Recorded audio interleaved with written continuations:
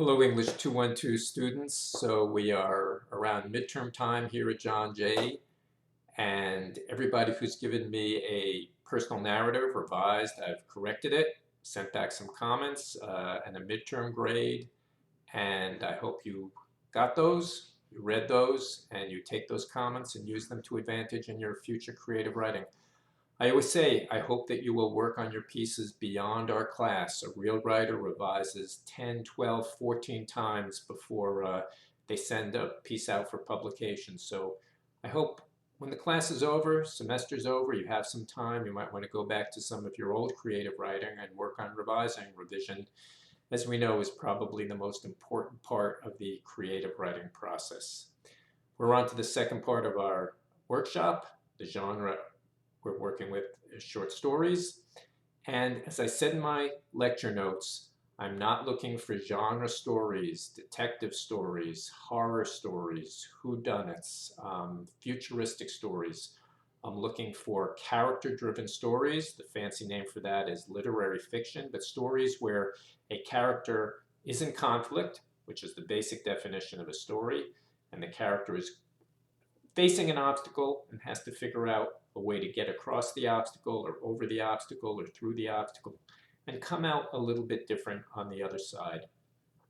Nobody changes 180 degrees in a scene or a couple of scenes, but there are moments in life where we do change, and oftentimes that change speaks to what your story is really about. So I'm looking for plots, action that is low to the ground, but I'm really looking for character development.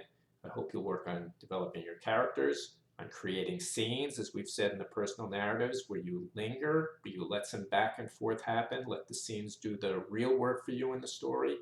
And I'm assuming, since we're writing short stories, we'll probably see some strong dialogue, some back and forth between the characters. So oftentimes my best definition of a story, or my favorite definition of a story, is that nothing happens, but everything happens. And again, that speaks to a plot that's low to the ground, but where the characters see something or learn something about life and about themselves. So keep them simple. It's the best way to go with your short stories, and write what you know. It's a cliched adage almost. Everybody uses it, but we know ourselves best. I strongly suggest as beginning writers, you do write what you know. We did that in the personal narrative. I want to see what you know in your short stories, but with fiction, you're allowed to tweak things a little bit. Oftentimes the conversation you wish you had in real life, that's the conversation you might put down on paper in your stories. So I look forward to reading your work. I hope everybody will continue to post their critiques, insightful, strong, honest criticism. I'm seeing some good critiques in this class. Keep up the good work. And I know it's midterm week, but put in the time on your creative writing, not just your academic classes, but on your writing.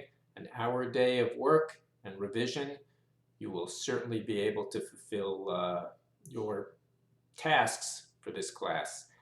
And that should do it. Write hard, read well, read the stories that I've posted. I know these days it's tough to get to the library, but maybe take out a book of short stories or go online and look for some short stories. Seeing what professional writers write will often help you with your own work.